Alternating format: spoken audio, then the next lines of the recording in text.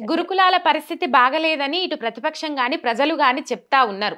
గురుకులాల పిల్లలకు పురుగులన్నం పెడితే ఇది ఎట్లా తింటారు అని చెప్పేసి పిల్లల తల్లిదండ్రులు ఔటింగ్ తీసుకుపోదాం వచ్చిన పిల్లల తల్లిదండ్రులే అక్కడ ధర్నాకు దిగిన పరిస్థితి చూసినాం నిన్న. కానీ కాంగ్రెస్ నాయకులు ఏమంటారంటే మెస్ ఛార్జీలు పెంచినాం, గురుకులాల పరిస్థితులు బాగానే ఉన్నాయి, కావాల్సుకునే బీఆర్ఎస్ ఇట్లా బదనాం చేస్తుంది, మేము పెంచినము. కొండా సురేఖ మాట్లాడుతుంది, ఒక మంత్రిగా మహిళా మంత్రిగా ఉన్నారు, ఒక మహిళలకు అన్యాయం జరుగుతుంటే తన బిడ్డల సొంటి ఆడబిడ్డలకు అన్యాయం జరుగుతుంటే అలా అట్లా మాట్లాడుతుందని నేను కూడా ఎక్స్పెక్ట్ చేయలే అసలు. కాకపోతే ఏం మాట్లాడుతుంది అంటే ఇంటి కాడికేళ్ళు పట్టుకొచ్చుకున్న తినుబండారాల వల్లనే ఆ శైలజ అనే పాప అస్వస్థతకు గురైంది, ఇబ్బందికరమైన పరిస్థితులు ఏర్పడి ఇలా చనిపోయింది అని మాట్లాడుతుంది కొండా సురేఖ. ఏం సమాధానం చెప్తారు? కొండా సురేఖ అక్క ఎట్లా చేతులు దులుపుకోవాలి, ఎట్లా బాధ్యత, తన ఒక మంత్రి హోదాలో ఉండి బాధ్యతగా వ్యవహరించాలి గాని చేతులు ఎట్లా దులుపుకోవాలని మాత్రమే ఆలోచిస్తున్నారు. తను మాత్రమే కాదు, మిగిలిన కాంగ్రెస్ నాయకులు అందరూ కూడా ఏ విధంగా చేతులు దులుపుకోవాలి అని చెప్పేసి ఆలోచిస్తున్నారు. మన ప్రజలు, తెలంగాణ ప్రజలందరూ ఎందుకు ఓటేసిళ్ళు, ఈసారి చేయి గుర్తు వస్తే 2500 మహిళలకు వస్తాయి, ఇంకా మాకు రైతు బంధు నుంచి రైతు భరోసా 15,000 రూపాయలు వస్తాయి అని చెప్పి వీటన్నిటిని అనుకొని పెన్షన్ కూడా 4,000 రూపాయలకు పెంచుతానన్నారు.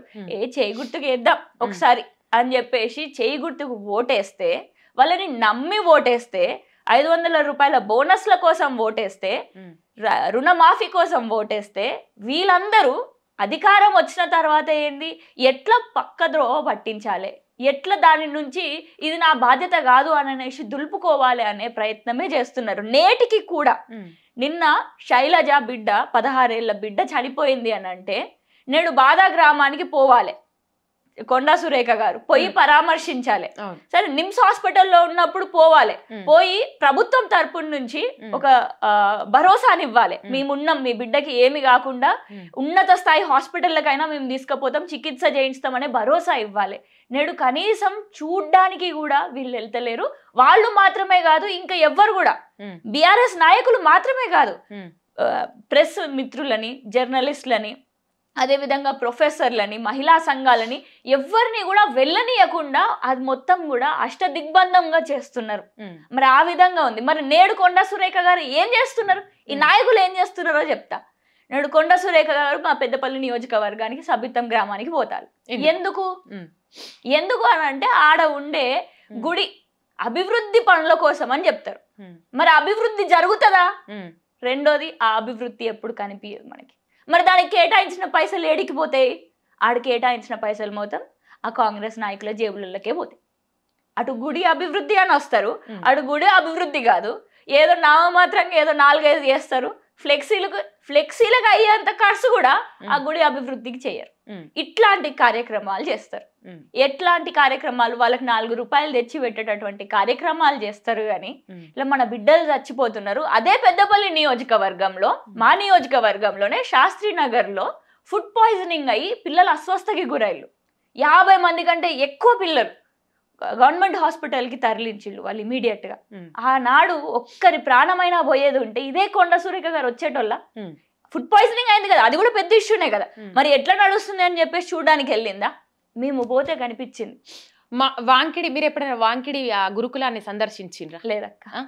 మొత్తం మీద ఆమంటది హైజీనిక్ గా ఉంటది అక్కడ. మరి హైజీనిక్ గా ఉంటే ఫుడ్ పాయిజన్ ఎట్లయితుంది అనేది ఒకటి ప్రశ్నిస్తున్నాం. ఇక్కడ ఏం మాట్లాడుతుందంటే ఇంటికాడికెళ్ళి పట్టుకొచ్చుకున్నారు వాళ్ళు. పండుగనేమో 31 తారీఖు అయింది, పోయిన నెల 31.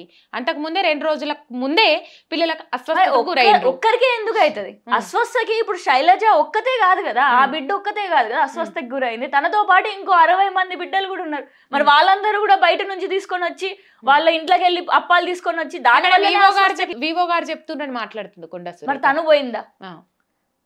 తను పోయి తను ప్రతి ఒక్కరి బ్యాగులు చూసి నేను చేసిన అని చెప్పేసి అని అంటుంది కదా. ఎంతవరకు నమ్మగలుగుతాం? నోరు తెరిస్తే జాలి ఏదన్నా అంటే కేటీఆర్ అన్న అది, కేటీఆర్ అన్న ఇది, వాళ్ళకి వీళ్ళకి లింకులు పెట్టడం, బ్రోకర్ పనులు చేయడం, ఇవన్నీ చేస్తుంది. కానీ మరి నా పిల్లలని, వీళ్ళందరూ నా బిడ్డలు కూడా ఈ విధంగా అయితే వాళ్ళ పరిస్థితి ఎట్లా అంటే, నా బిడ్డలు వాళ్ళు అని అనుకుంటే ఆ బాధ తెలుస్తుంది. అంతేగాని వీళ్ళు పక్కన వాళ్ళ బిడ్డలు, వీళ్ళు మన బిడ్డలు కాదు, వీళ్ళతోటి వ్యాపారం చేయాలి అని అనేసి ఆలోచిస్తే ఎప్పటికి మాత్రం గదే రౌడీ బుద్ధులు ఉంటే మాత్రం ఈ విధంగానే నడుస్తా ఉంటది. గురుకులాలను మూసేసే ప్రయత్నంలో భాగమే ఇదంతా. అందుకని గురుకులాలను పట్టించుకోవట్లేదు రేవంత్ రెడ్డి సర్కార్ అని ముచ్చట్లు వినబడుతున్నాయి. వాటికి అవుననే సమాధానాలు వినబడుతున్నాయి. దానికి మీరేం చెప్తారు? రేవంత్ రెడ్డి గారి నోట్ల నుంచి ఒక మాట వచ్చింది ఒకసారి, చిన్న చిన్న పిల్లలు వీళ్ళందరూ రెసిడెన్షియల్ స్కూల్స్ కి కానీ రెసిడెన్షియల్ కాలేజెస్ కి కానీ వెళ్తే పిల్లలు తల్లిదండ్రుల నుంచి దూరంగా అయిపోయి వాళ్ళందరికీ కూడా మరి వేరే మార్గంలో వెళ్తారు, తల్లిదండ్రులకి దగ్గరగా ఉండాలి, కాబట్టి ఈ రెసిడెన్షియల్ విధానాన్ని రద్దు చేయాలి అని చెప్పిండు. తినడానికి తిండి లేకపోయినా పిల్లలకు మంచిగా ఉన్నత చదువులు తల్లిదండ్రులు అందించకపోయినా, అంటే పేద మధ్యతరగతి బిడ్డలే కదా అందరూ, బీసీ ఎస్టీ ఎస్సీ, అంటే వాళ్ళు అక్కడ తినడానికి తిండి లేకపోయినా మంచిగా చదువు చెప్పడానికి ఆస్కారం లేకపోయినా గురుకులాలనే కాదు అక్క, మీరు ఇక్కడ గమనించాలి, కేవలం గురుకులాలే కాదు, ఈ విద్యా విధానం మొత్తం కూడా మూసేయాలనే ప్రయత్నం చేస్తున్నారు.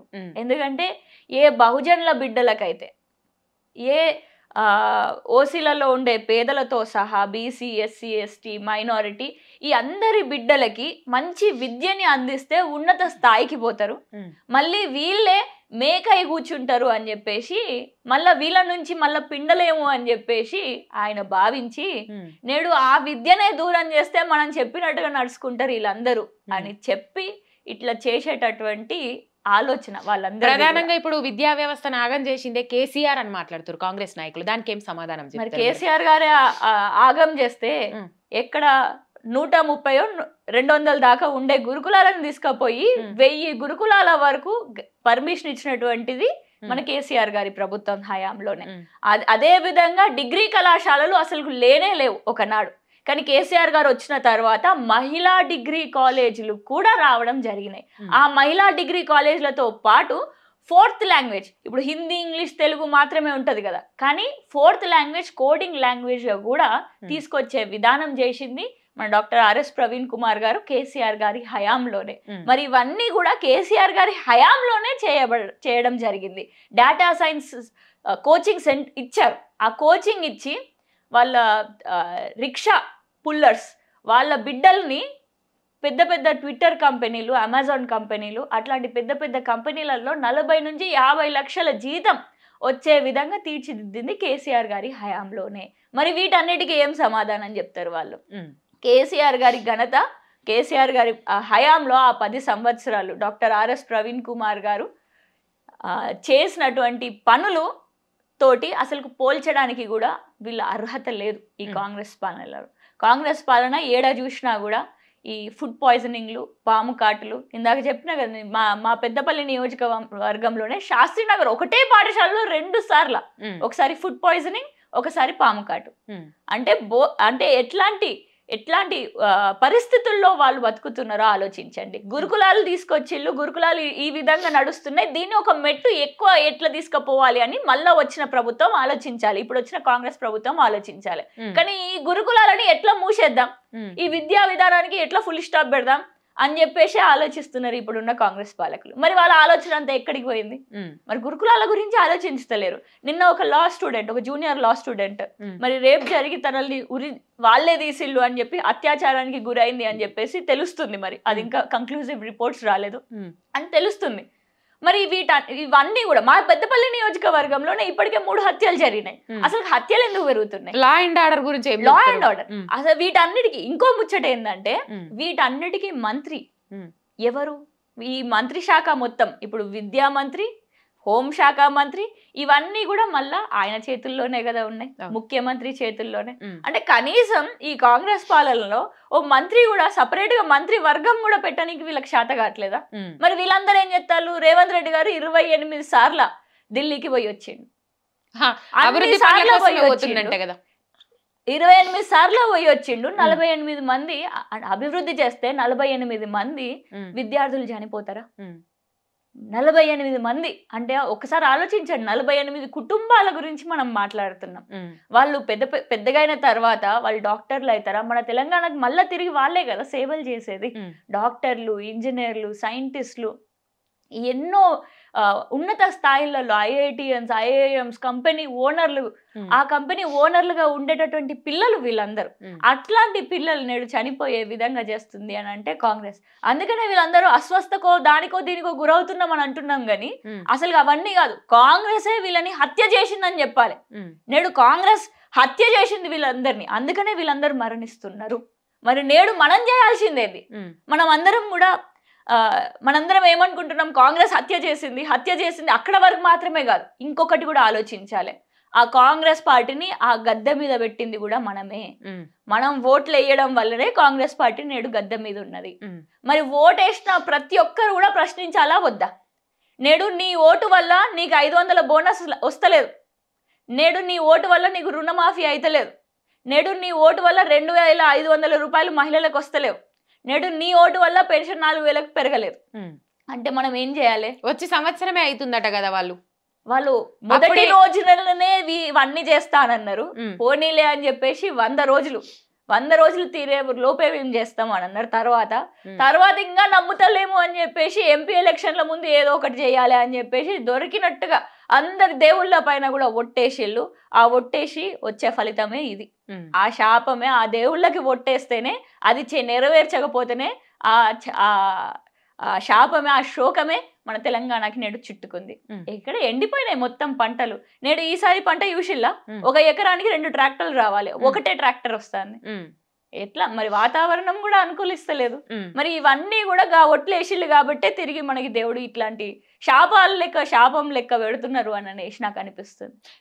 ఈ తెలంగాణని మొత్తం కాపాడుకోవాలని అంటే మనం నేడు ఏ చేతితోటైతే కాంగ్రెస్ పార్టీకి ఓటేసినామో అదే చేతితోటి మళ్ళా పిడికిలి బిగించి మనం వాళ్ళని ప్రశ్నించాల్సిందే.